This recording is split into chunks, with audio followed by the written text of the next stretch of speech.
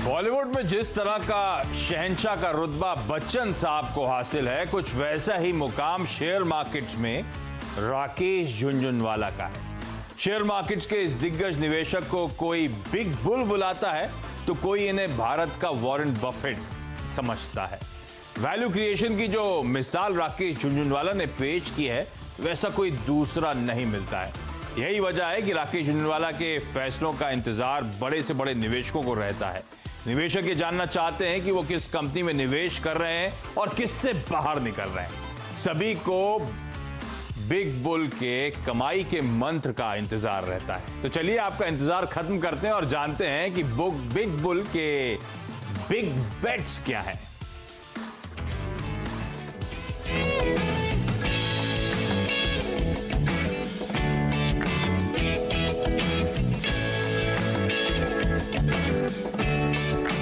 आप लोग सोच रहे हैं कि out of the blue big bull Rakesh Jhunjhunwala की क्यों बातचीत कर रहे हैं आज के फ्राइडे स्पेशल में। वो दरअसल इस वीकेंड में बड़े ग्रैंड सेलिब्रेशंस की तैयारी हो रही है। दरअसल बिग बुल का 60th बर्थडे है, तो आज आप हर जगह देख रहे होंगे बिग बुल की चर्चा होती हुई। इसीलिए हमने कहा क्यों ना एक काम करा जाए, बिग बुल के जो टॉप बेट्स हैं, जिसे हमने नाम दिया है बिग बुल बिग बेट्स, उन पे आज बातचीत करी जाए, समझा जाए हमारे आपके लिए निवेश के मौके कहाँ हैं। आइडिया बेसिकली आया उनके जन्मदिन के फेस्टिविटीज को लेकर, लेकिन हमारा काम है कि कुछ बेहतरीन स्टॉक्स डिस्कस करना। तो आज उसी कड़ी में बिग बुल के बेट्स को हमने पिरो लिया, उन स्टॉक्स को, और उनकी चर्चा करेंगे। तो चर्चा में मदद करेंगे सेठी फिनमार्ट के विकास सेठी और जियोजीत फाइनेंशियल्स के गौरांग शाह। आप दोनों का स्वागत है। इन दोनों से मैं बिग बुल की बिग बेट्स पे बातचीत और डिटेल में चर्चा करने वाला हूं, लेकिन शुरुआत में आपको स्क्रीन पे मेरे सहयोगी सुमित मेहरोत्रा भी नजर आएंगे। और सुमित से दरअसल जानने की कोशिश ये होगी कि बिग बुल की जो हम लोग बिग बेट्स की बात करते हैं, इतनी चर्चा होती है, बहुत पैसा उन्होंने कमाया, कब आए थे, क्या लेके आए थे और कहां पहुंच गए, किस मुकाम पे। तो सुमित थोड़ा सा उस जिस्ट को हाईलाइट करेंगे, उस पोर्टफोलियो को हाईलाइट करेंगे बिग बुल के। तो सुमित के साथ ही शुरुआत करता हूं। सुमित, समझाएं किस तरह का मूल्यांकन इस समय कोटेड इन्वेस्टमेंट्स का है बिग बुल के, कौन से बड़े इन्वेस्टमेंट्स हैं, हाल फिलहाल किस तरह की हरकत हुई है पोर्टफोलियो में। शुक्रिया आशीष। देखिए, बिग बुल को सब जानते हैं, उनके इन्वेस्टमेंट्स को भी कोई छुपा नहीं सकता। जैसी खबर आती है शेयरों में अपने आप ही रिएक्शन देखने को मिलता है, लेकिन अलग अलग माध्यम से वो इन्वेस्ट करते हैं। यानी कि अपने नाम से, अपनी धर्मपत्नी के नाम से, अपनी जो फर्म है उसके नाम से, तो अलग अलग तरह से उनकी पोजीशंस को देखा गया है। कुल मिला के 30 के करीब ऐसे स्टॉक्स हैं जहां पर उनकी पोजीशंस हैं, जो उनका पोर्टफोलियो कंपोज करता है। समय समय पर उसमें अपनी होल्डिंग बढ़ाते घटाते रहते हैं, लेकिन इनकी जो ओवरऑल मूल्यांकन किया जाए तो करीब करीब 15 से 16 हज़ार करोड़ रुपए के आसपास की वैल्यू बैठती है। उनके खुद के नाम से जो पोजीशन है उसी की वैल्यू करीब 11,000 करोड़ रुपए के आसपास है, और बाकी उनके जो अदर एसोसिएट नेम्स हैं उसके हिसाब से जो फर्म है उसकी वैल्यू करीब करीब 4,000 करोड़ रुपए के आसपास बैठती है। इनके पोर्टफोलियो में करीब ऑन एन एवरेज 11% का एक डिक्लाइन इस साल देखने को मिला है। ऑन एन एवरेज इसलिए बोल रहा हूँ कि कुछ शेयर ऐसे हैं जिनमें एक जोरदार रिटर्न रहा है 100% से ज्यादा का, कुछ शेयर टूटे भी हैं, कुछ अभी एक रेंज में ही कामकाज कर रहे हैं, लेकिन मोर और लेस इनका पोर्टफोलियो लोअर लेवल से या फिर इस साल में YTD में करीब करीब 1% का एक जंप दिखा चुका है। साल भर में पिछले साल के कंपैरिजन में 11% टूटा और इस साल अब तक 1% का एक जंप आया। मेजरली कंज्यूमर डिस्क्रिशनरी और एग्रीकल्चर इनके पोर्टफोलियो का मेन हिस्सा है, जैसे टाइटन हुआ या फार्मास्यूटिकल, लुपिन जैसी कंपनीज और अरबिंदो फार्मा जैसी कंपनीज के अंदर कुछ हद तक हिस्सेदारी होल्ड करते हैं। रिटेल, ये कुछ और ऐसे नाम हैं जो कि अपनी पोजीशंस रखते हैं। मेजरली लेस एक्सपोजर जो है वो इनका फाइनेंशियल्स में है, जैसे फेडरल बैंक जैसे या करूर व्यासा बैंक जैसे बैंक्स जो है जहां पर इनका एक्सपोजर है। 2-3 कंपनीज जहां पर रिसेंटली पोजीशन बढ़ाई है, उसमें एक रैलिस इंडिया है, टाइटन है, जुबिलेंट लाइफ है जिसके अंदर पोजीशन बढ़ाई है, VIP इंडस्ट्रीज जो कि रिसेंटली काफी करेक्ट हुआ है। इन कंपनीज में उनकी हिस्सेदारी थोड़ी बढ़ते हुए दिखाई पड़ी है, लेकिन एक स्ट्रॉन्ग पोजीशन पिछले कई सालों से या दशक से होल्ड कर रहे हैं। ओके, तो 15,000 16,000 करोड़ रुपए के आसपास का जो शेयर मार्केट में इन्वेस्टमेंट है उसका करंट मूल्यांकन है। इस तरह की वेल्थ बिग बुल ने over the years share market से कमाई है, और अब तो खैर काफी सारे अनकोटेड इन्वेस्टमेंट्स भी हैं, वो अलग कहानी। लेकिन तो आज करना क्या है, सुमित ने आपको पोर्टफोलियो का एक जिस्ट दिया, पर अब उस पोर्टफोलियो में 30 स्टॉक्स, उन सब का डिस्कशन करना लॉजिक भी नहीं था। तो बिग बुल की जो बड़ी बेट्स हैं या ऐसे जो स्टॉक जो हाल फिलहाल खबरों में है, चर्चा में है, उन स्टॉक्स को मैंने सिलेक्ट करा है जिस पर दो देश के जाने माने फंडामेंटल एनालिस्ट हैं, मदद करेंगे।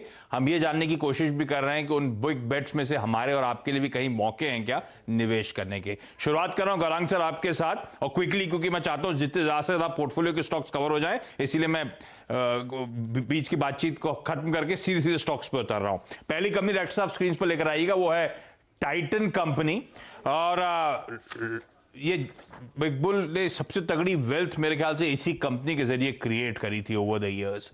आज भी बिग बुल 5.5% का स्टेक ओन करते हैं। इस कंपनी का मूल्यांकन है 88,000 करोड़ रुपए के आसपास का, यानी कि बिग बुल का जो स्टेक है। अच्छा, मैं बिग बुल का स्टेक कह रहा हूं, जैसे सुमित ने कहा, एक तो अपने नाम से इन्वेस्ट करते हैं, दूसरा अपनी पत्नी रेखा झुंझुनवाला के नाम से इन्वेस्ट करते हैं, या फिर अपने एंटरप्राइज रारे एंटरप्राइज, या कई लोग उसे रेयर एंटरप्राइज कहते हैं, उससे इन्वेस्ट करते हैं। तो मैं सबको इंक्लूड कर रहा हूं जहां जहां बिग बुल का एक्सपोजर है। तो आरजे का स्टेक इस समय इस कंपनी में जो है उसकी वैल्यू है 4,900 करोड़ रुपए के आसपास की। और एक स्लो डाउन इस पैंडेमिक के बीच में, आप जानते हैं टाइटन का स्टॉक थोड़ा सा परफॉर्म ठंडा करा है ऑफ लेट, हालांकि लोस से कुछ रिकवरी आई है, लेकिन अभी भी ईयर टिल डेट 15% डाउन। पिछले साल जब इन्होंने बर्थडे सेलिब्रेट करा होगा, तब से अब के बीच में 25% इस इन्वेस्टमेंट की वैल्यू नीचे गई है। पर टाइटन कंपनी, गौरांग, क्या करना चाहिए इन लेवल्स के आसपास जहां पे ये स्टॉक खड़ा है? बिग बुल का इन्वेस्टमेंट अपनी कहानी, किस साल कब लिया था, कितने सालों से होल्ड कर रहे हैं, एक फ्रेश इन्वेस्टर के तौर पे मुझे समझाइएगा। क्या टाइटन कंपनी इस समय इन्वेस्टमेंट के रडार पे रखूं, खरीद के चलूं क्या सर? धन्यवाद आशीष, और आप सभी को शुभ दिन हमारे तरफ से। तो मेरे ख्याल से इतिहास और तारीख गवाह है, जब से राकेश जी का निवेश इस कंपनी में रहा है, और एक सबसे मेरे ख्याल से पुराना निवेश इनका इसी कंपनी में है, और कई सालों से ये निवेश बरकरार है। हमारी भी खरीदारी की कवायद इस कंपनी पर है, और उसकी वजह एक नहीं 2-3 है। पहले तो जेम्स एंड ज्वेलरी का कारोबार और सोने के दाम, जैसे सुनने में आ रहा है कि $1,750-1,800 से करीबन $2,000-2,200 तक जाने की संभावना है। तो एक गणित लगा करके आप अंदाजा लगा सकते हैं कि रुपए में सोने का दाम क्या होगा। उसके साथ साथ पिछले कई तिमाहियों से हम ये देख रहे हैं कि रिस्ट वॉच जो सेगमेंट है, जो कि काफ़ी बड़ा योगदान बैलेंस शीट पे आता है, वहाँ से परफॉर्मेंस जो है वो काफ़ी बेहतर होते जा रहा है, और आने वाले समय में यहाँ पर रुझान बेहतर होने की पूरी संभावना। आई केयर और एक्सेसरीज का जो कारोबार है, वहाँ से भी सुधार होते हुए दिखता है। तो कुल मिलाकर के आप हमें पूछे तो मेरे ख्याल से ये जो करेक्शन हम देख रहे हैं, वो लंबी अवधि के लिए निवेश करने का बढ़िया मौका है टाइटन कंपनी। हाँ, तो ये पहले ही स्टॉक जिसकी चर्चा हुई, रीसेंट करेक्शन दरअसल बेहतरीन मौके हो सकते हैं स्टॉक में इन्वेस्टमेंट करने के।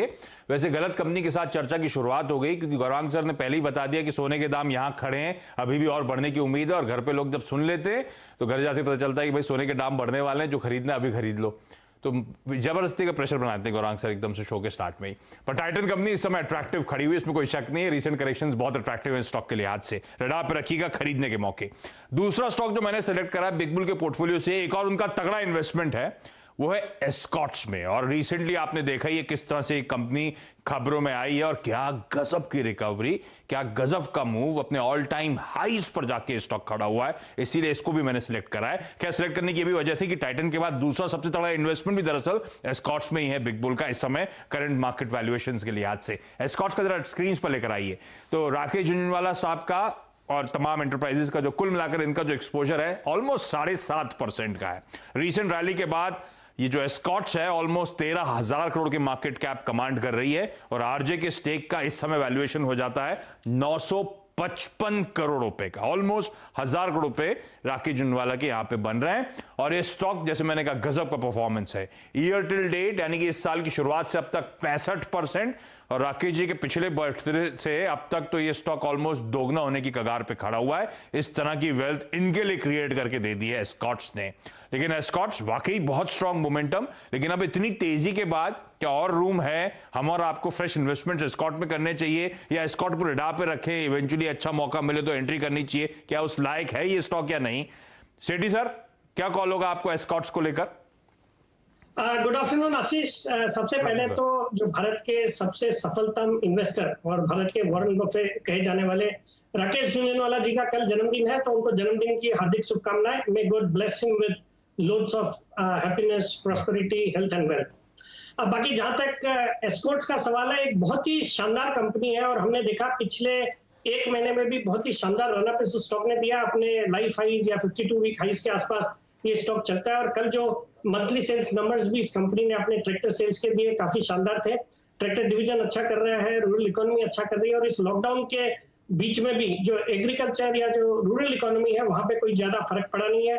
तो बहुत ही अच्छा स्टॉक है मुझे लगता है, बट चूंकि एक रैली ऑलरेडी बन चुकी है तो होल्ड करना चाहिए करंट लेवल्स पे। फ्रेश खरीदारी के लिए कुछ डिक्लाइंस का इंतजार करना चाहिए। जब भी बाजार में सेंटिमेंट्स खराब होते हैं और स्टॉक डिक्लाइन करता है तो मुझे लगता है वो एक अच्छा मौका होगा इस स्टॉक में खरीदारी करने का। बाकी एक शानदार कंपनी है, बिल्कुल होल्ड करने की सलाह है मेरा। इसमें एक साल का लक्ष्य रहेगा 1250 रुपए। तो आप कह रहे हो गिरावट पे खरीदारी। आप विकास सर किन लेवल्स पे कंफर्टेबल होगे इस स्टॉक में एंट्री पाने के लिए? कहां पे मैं खरीदना शुरू करूं इस स्टॉक को? मुझे लगता है अगर 950 के आसपास ये स्टॉक वापस आता है कोई कारण से तो that would be a good level to enter और वहां पे बिल्कुल खरीदारी करने की सलाह रहेगी। बिल्कुल ठीक। तो 950 ऑड लेवल्स के आसपास अगर स्टॉक आता है तो अट्रैक्टिव बाय होगा। है पोर्टफोलियो में लकी हैं आप तो होल्ड करिएगा इस स्टॉक को, यहां से और अच्छे दमखम इवेंचुअली स्टॉक दिखाएगा। क्रिसिल अगला स्टॉक है। जैसे टाइटन के लिए गौरांग सर कह रहे थे, जाना जाता है कि राकेश सर ने कब इन्वेस्टमेंट करा था और कितनी वैल्यू क्रिएट करी। क्रिसिल में भी बहुत एग्रेसिव रहे हैं राकेश सर और क्रिसिल की डिटेल्स आप लोगों की स्क्रीन पर आएंगी। राकेश झुंझुनवाला साहब का क्रिसिल में 5.5% का आज की डेट में हिस्सा है, 5.5% का स्टेक है। क्रिसिल का भी मार्केट कैप 12-12.5 हजार करोड़ रुपए के आसपास, यानी कि इनके स्टेक का मूल्यांकन है 670 करोड़ रुपए का। और ये stock rating agencies of late ठंडी रही हैं। क्रिसिल तो फिर भी बेटर परफॉर्म करके दिया है, बाकी दोनों लिस्टेड रेटिंग एजेंसीज तो बहुत तगड़ा अंडर परफॉर्मेंस देखने को मिला है। खैर ये बीच का पीरियड है, स्लो डाउन का पीरियड है, शायद इसीलिए भी इस तरह का ठंडा परफॉर्मेंस है। लेकिन ईयर टिल डेट दबाव जरूर होगा। पिछली बर्थडे से बिल्कुल यहां पे एटलीस्ट 20% तो कमा ही रहे हैं, किसी भी लिहाज से हैंडसम रिटर्न्स कहे जाने चाहिए। लेकिन Gaurang sir, CRISIL rating agencies का स्पेस ऑफलेट बड़ा स्लो डाउन, दिक्कतें और कुछ रेटिंग एजेंसीज को लेकर तो खबरें भी आई थी जिसके चलते उन स्टॉक्स की बहुत पिटाई हुई थी। क्रिसिल कैसा पोजीशन है सर, और पोर्टफोलियो में रखना चाहिए स्टॉक को क्या अब? बिल्कुल रखना चाहिए आशीष, और मेरे ख्याल से रेटिंग एजेंसीज या रेटिंग कंपनियों को अनुशासन रखने की बहुत जरूरत है, क्योंकि इनकी रेटिंग पर ही जो निवेशक हैं वो भरोसा करके निवेश करते हैं कोई भी आईपीओ में या फिर किसी भी डेट इंस्ट्रूमेंट में। और हकीकत ये भी है, वास्तविकता ये भी है कि इनका पूरा कारोबार जो है रेटिंग एजेंसीज का, ये आईपीओ और सेकेंडरी मार्केट में जो पेपर आते हैं उस पर निर्भर होता है, क्योंकि ये रेट करते हैं उन सब पेपर को और उनके रेटिंग पर डेफिनेटली देखते हुए निवेशक यहाँ पर निवेश करते हैं। थोड़ा माहौल सुस्त है, ये इसमें कोई दो राय नहीं है, क्योंकि पिछले कुछ महीनों में आईपीओ ने दस्तक नहीं दिए शेयर बाजार के दरवाजे पर। लेकिन मैं उम्मीद रखता हूँ जैसे जैसे ये जो अर्थव्यवस्था है वो लॉकडाउन से ओपन अप हो रही है, अनलॉक हो रही है, तो धीरे धीरे करके यहाँ पर भी आपको कुछ कंपनियां हरकत में आते हुए दिखेगी, जिससे इन कंपनियों का कामकाज धीरे धीरे करके बढ़ने लगेगा। और लंबी अवधि का अगर निवेश है तो बनाए रखें, और अगर निवेश करने की आप तक ढूंढ रहे हैं तो मेरे ख्याल से शुरुआत कीजिए और गिरावट पर और जोड़ते जाएं। बिल्कुल सही बात है, होल्ड करिए। फ्रेश इन्वेस्टमेंट्स भी इन लेवल्स पे करा जा सकता है और किसी भी गिरावट में एक्यूमुलेट करते चलें। क्रिसिल का काउंटर जो अपने पीयर से कहीं बेहतर पोजीशन आपको वैसे भी ये स्टॉक नजर आएगा, वो भाव भी दिखा रहा है, बाजार का भरोसा इस रेटिंग एजेंसीज के साथ खास तौर पर खड़ा हुआ है। और बिल्कुल सही, स्लो डाउन दिक्कत वाला माहौल था, इस ऐसे समय में निबलिंग करते चलें अच्छी फंडामेंटल, अच्छे आउटलुक वाली कंपनी के साथ।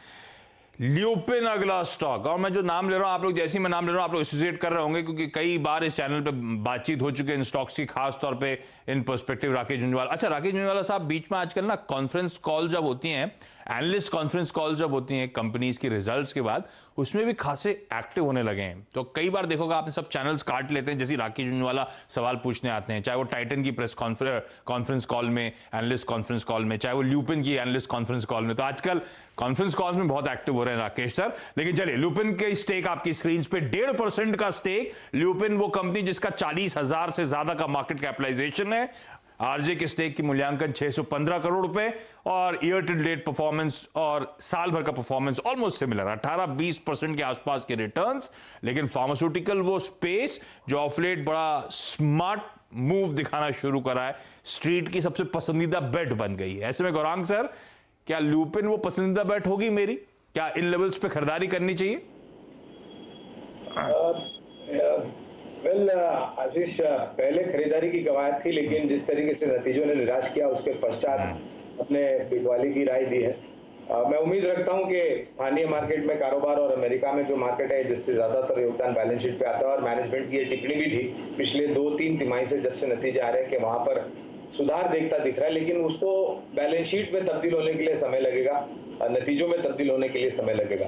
तो अगर आपका निवेश है तो आप बनाए रखें क्योंकि सुधार दिख रहा है, और अगर निवेश नहीं है और फार्मा सेक्टर में आप निवेश का ध्यान बना रहे हैं तो टोरेंट फार्मा ज्यादा प्रेफरेबल होगा। इंटरेस्टिंग। तो ल्यूपिन रीसेंट रिजल्ट के डिसअपॉइंटमेंट के बाद है तो होल्ड करें।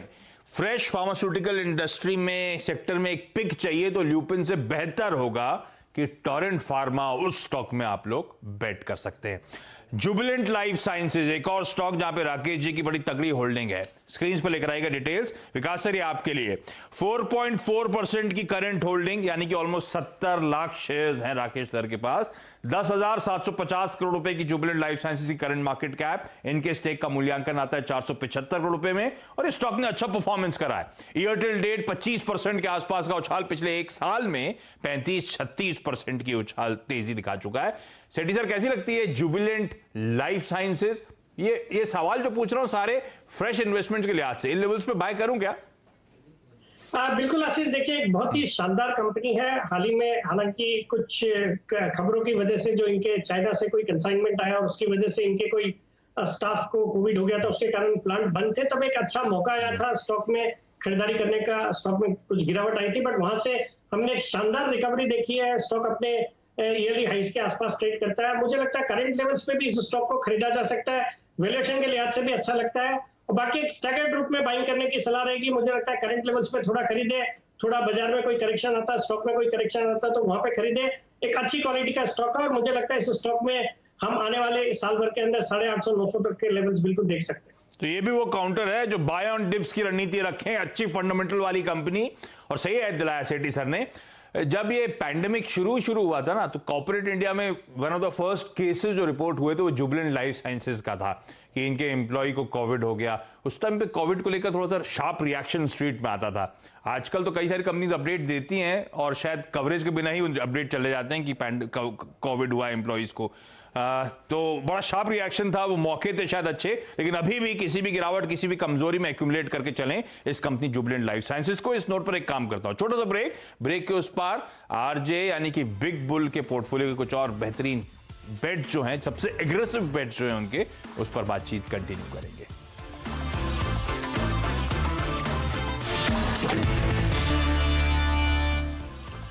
चलिए, ब्रेक के बाद आपका स्वागत है। हम बात कर रहे हैं बिग बुल यानी कि राकेश झुनझुनवाला, बिग बुल की बिग बेट्स की, वो स्टॉक जहां पे उनका सबसे तगड़ा एक्सपोजर है। क्या उन स्टॉक्स में बिग बुल ने ऑब्वियसली उनके फंडामेंटल्स चेक करे होंगे, उन्हें अच्छे लगे होंगे, लेकिन क्या हमारे आपके लिए अच्छे मौके हैं इस समय भी उन स्टॉक्स में निवेश करने की? क्योंकि हर चीज एक प्राइस पे, एक भाव पे अच्छी लगती है। बिग बुल के पुराने इन्वेस्टमेंट्स हो सकते हैं, लेकिन हमारी वो कड़ी में हम वो सारे स्टॉक्स डिस्कस कर रहे हैं। मैं रिविजिट करूंगा अब तक जिन स्टॉक्स पे बात हुई और जो रिकमेंडेशंस आए, लेकिन अगली कड़ी में स्टॉक जो है वो है फेडरल बैंक। और राकेश झुनझुनवाला साहब का फेडरल बैंक, डॉक्टर साहब वो लेकर आइएगा स्क्रीन पे, ऑलमोस्ट 3% से थोड़ा ज्यादा ही स्टेक है फेडरल बैंक पे। 10,550 करोड़ रुपए का फेडरल बैंक का मूल्यांकन, बिग बुल के स्टेक की वैल्यू 320 करोड़ रुपए। और फेडरल बैंक किस तरह का परफॉर्मेंस है आप देखिए आपकी स्क्रीन पर। एक साल पहले मेरे ख्याल से 80, 90, 100 के जोन्स पे ट्रेड करता था और अब 50 ऑड लेवल्स के आसपास, इसीलिए वो ईयर टिल डेट रिटर्न्स और एक साल के रिटर्न्स आपकी स्क्रीन पर। पिछले बर्थडे से इस बर्थडे के बीच में बिग बुल ने आधा पैसा गवा दिया है फेडरल बैंक में, कहना चाहिए। लेकिन गौरांग सर, फेडरल बैंक कैसा लगता है? थोड़ा सा डिसअपॉइंटमेंट रहा है इसकी परफॉर्मेंस को लेकर, लेकिन जहां खड़ा है इस समय, क्या फ्रेश इन्वेस्टमेंट बनता है? बिल्कुल बनता है, और उतार चढ़ाव तो बाजार के दो पहलू है आशीष।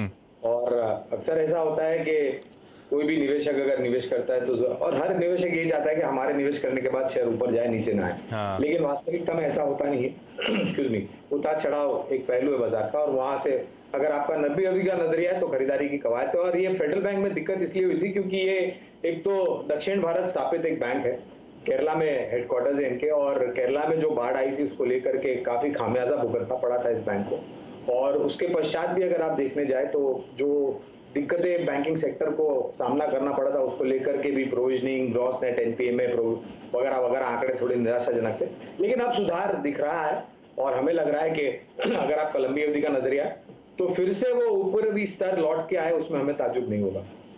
ओके, तो फेडरल बैंक खरीदारी करने के मौके हैं जिन लेवल्स पे अभी आके खड़ा हुआ, अट्रैक्टिव जोन्स है, अट्रैक्टिव लेवल्स हैं, और लॉन्ग टर्म का नजरिया, लंबी अवधि का नजरिया लेके चलिएगा फेडरल बैंक पर। दो और स्टॉक्स क्विकली कवर करना चाहूंगा मैं, उसमें विकास सर अगला स्टॉक है एमसीएक्स, मल्टी कमोडिटी एक्सचेंज, और एमसीएक्स में बिग बुल का ऑलमोस्ट 4% का हिस्सा, 6600 करोड़ का मार्केट कैपिटलाइजेशन है इस कंपनी का, तो बिग बुल का स्टेक जो है करीब 250 करोड़ रुपए के आसपास का, और एमसीएक्स में भी अच्छा पैसा बना है। पिछले बर्थडे से इस बर्थडे के बीच में 50% का मूव इस स्टॉक ने दिखा दिया है। पर विकास सर क्या करना चाहिए, एमसीएक्स जहां इस समय खड़ा है, स्टॉक पे कॉल क्या होगा? नहीं, बिल्कुल आशीष, देखिए बहुत ही शानदार कंपनी है, नियर मोनोपोली है अपने फील्ड में, ये आपके क्रूड है, मेटल्स है, और बाकी काफी अच्छे मार्जिन है, नतीजे भी क्वार्टर ऑन क्वार्टर अच्छे आते हैं। मुझे लगता है इस स्टॉक में बिल्कुल बने रहना चाहिए। हालांकि अपने निचले लेवल से एक अच्छी खासी तेजी इस स्टॉक में हुई है, तो उस लिहाज से थोड़ी गिरावट का इंतजार करके ही खरीदारी करें। अब बाकी इस स्टॉक पे मैं बुलिश हूं और मेरा एक साल में इसका लक्ष्य रहेगा 1550 रुपए। अच्छा विकास सर, क्विकली एक स्टॉक और दिखाई डायरेक्टर साहब स्क्रीन पे, समय खत्म हो गया है, एनसीसी का, जहां पे आरजे ने बड़ा एग्रेसिव बेट लिया था, 10% से ज्यादा होल्ड करते हैं, 6.23 करोड़ शेयर्स की होल्डिंग है, और ये स्टॉक तो हम सब जानते हैं इंफ्रा कंपनीज की पिटाई, उसमें एनसीसी खास तौर पे रीसेंट रिकवरी के बावजूद देखिए किस तरह की वैल्यू इरोजन इस स्टॉक में होती हुई नजर आई है। विकास सर, एनसीसी में क्या करना चाहिए, अब जो हो गया वो हो गया? नहीं, अगेन देखिए अच्छा स्टॉक है और बहुत अच्छी खासी पिटाई हो गई है, हाल ही में जो पॉलिटिकल डेवलपमेंट्स हुए थे उसकी वजह से भी गिरावट आई है, बट मुझे लगता है करंट लेवल्स पे भी इस स्टॉक को खरीदा जाना चाहिए और बाकी गिरावट पे और ऐड करें। और ये स्टॉक मुझे लगता है with in the infra space एक अच्छी क्वालिटी की बैलेंस शीट है और यहाँ से अच्छा करेगा। मेरा इस पे साल भर का टारगेट 45 से 50 रुपए का है, तो करंट लेवल्स पे खरीदारी करने की या कोई भी गिरावट पे और ऐड करने की सलाह है। तो लार्जली जितने स्टॉक डिस्कस करें सब में खरीदारी, टाइटन खरीद के चलें, एस्कॉट्स बाय ऑन डिप्स की स्ट्रैटेजी अपनाना ज्यादा बेहतर होगा, या फिर करंट होल्ड करें जिनके पास है, क्रिसिल खरीदें, ल्यूपिन होल्ड करें जिनके पास है, फ्रेश इन्वेस्टमेंट फार्मा में करना है तो टोरेंट फार्मा ज्यादा बेहतर है, Jubilant life buy on dips की रणनीति रखें, फेडरल बैंक खरीद के चलें, एमसीएक्स में खरीदना चाहिए, और एनसीसी जहां खड़ा है यहां पर, और यहां से कोई भी गिरावट आती तब भी स्टॉक को एक्यूमुलेट करने के मौके। तो ये रही वो बिग बुल की जो सबसे बड़ी बेट्स थी इस समय, उन पे एक डिस्कशन। गौरांग सर, विकास सर, आप दोनों का धन्यवाद इस शो में शुमार होने के लिए और आप सबका इस खास पेशकश को देखने के लिए। ब्रेक ले रहा हूं, लेकिन ब्रेक के उस पार सीएनबीसी आवाज पर न्यूज कवरेज कंटिन्यू करेगा। नमस्कार।